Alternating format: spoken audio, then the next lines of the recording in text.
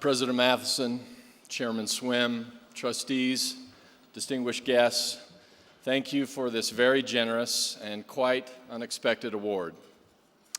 To stand here tonight between the likes of Sherry Dew and Dan Clark and Bill Kristol reminds me of the experience that Herbert Hoover often told about the boy who fought his way up through a thick crowd of adults and boldly asked the president for 3 autographs. Feeling rather flattered, President Hoover asked the boy why he wanted 3. The boy said, a little indignantly, "Well, because it takes 2 of yours to get 1 of Babe Ruth's." I'm flattered, no doubt more than I deserve, to be keeping such company tonight. In recognition of this award and what it stands for, I will offer one brief thought from an often overlooked but richly instructive conversation from the American founding. 1789 was a year of immense importance for human liberty. Not long after America inaugurated a new and lasting form of constitutional democracy, the French Revolution launched. During the same year, both countries introduced legislation that would ultimately lead to the passage of America's Bill of Rights and France's Declaration of the Rights of Man and Citizen. In the midst of all of this, Thomas Jefferson and James Madison, 2 of the most distinguished, influential, and intellectually gifted political figures of the day, enter into a fascinating transatlantic correspondence. At the time, Jefferson was working the salons of Paris as the U.S. Minister to France, and Madison was operating in the leadership circles of the newly functioning House of Representatives.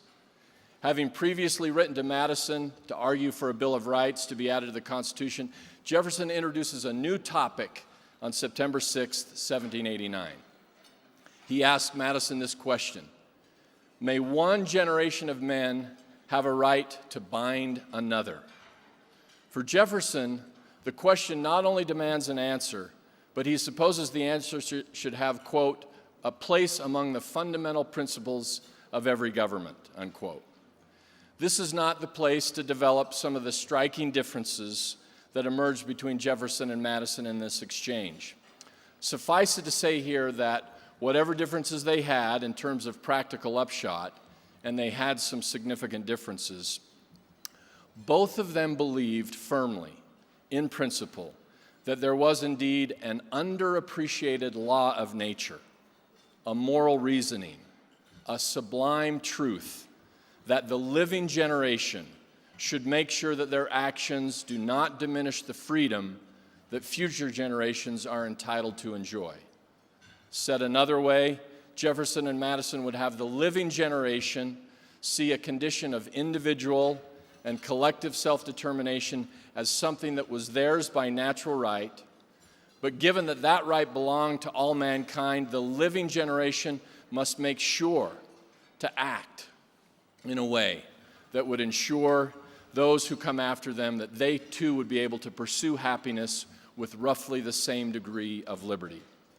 In short, they both believe firmly that liberty is not just something to be enjoyed by the current generation, it's something that must be perpetuated to all future generations.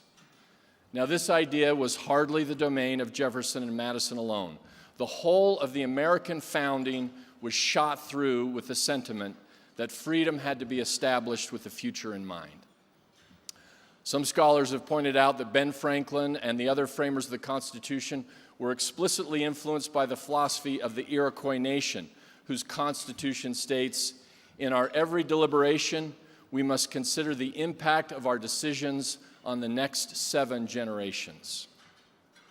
What is explicit, though, in the Constitution itself is that the framers were determined to secure the blessings of liberty for ourselves and our posterity. The Constitution was not just to usher in a new order, but a novus ordo seclorum, a new order of the ages. Though Jefferson and Madison were not alone in their conscientiousness about preserving liberty for the future, what distinguishes this transatlantic exchange is that it goes well beyond just a simple notion of winning independence from England or building a constitutional framework that would last through the ages. which was more or less the focus of most of the rest of the founding generation. Rather, for these two titans amongst the fountains, there was something more.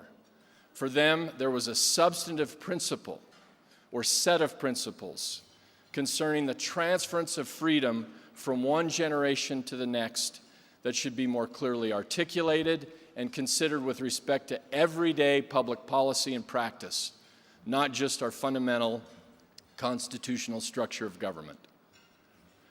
Unfortunately, Jefferson and Madison did not get very far in articulating an agreed upon set of principles and practices they felt would specifically honor freedom as something that must be enjoyed by the future as well as present generations.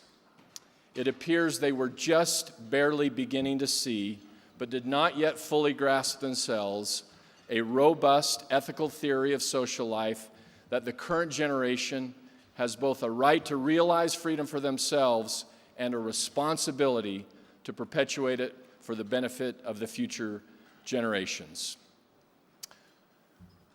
Such a theory of government, of course, would stand firm against many forms of modern progressivism and collectivism that cavalierly diminish the scope and conditions of individual liberty or in the name of equality or some utopian vision that will never come to be in a fallen world.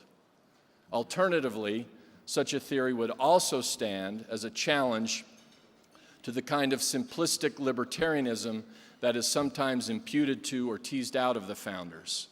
Undoubtedly, the requirement to perpetuate freedom to future generations must sometimes pull back on the freewheeling practices of the current generation, even if those practices are simply what so-called consenting adults want to do.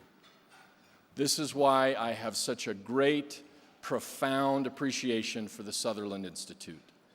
In the spirit of Jefferson and Madison, even going beyond that exchange in terms of developing specific principles and policy proposals, the Sutherland Institute clearly has one eye on the present and the other eye on the future of human freedom.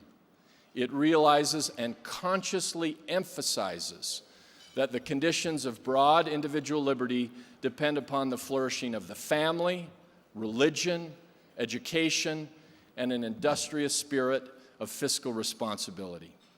To name just a few of the most important enduring cultural institutions that get us to act for the long term, even as they empower us and prosper us in the short term. This is also why I feel so deeply honored to be a recipient of the New Birth of Freedom Award tonight. After wrestling for some time with the thought of Jefferson and Madison and others, it is my studied conviction that if freedom is to last, and last it must, freedom is to be born over and over again, conceived and reared by one loving generation, always looking to the next. To be recognized for contributing in any way to such a vital and noble cause like this means more to me than I can possibly say. Thank you very much.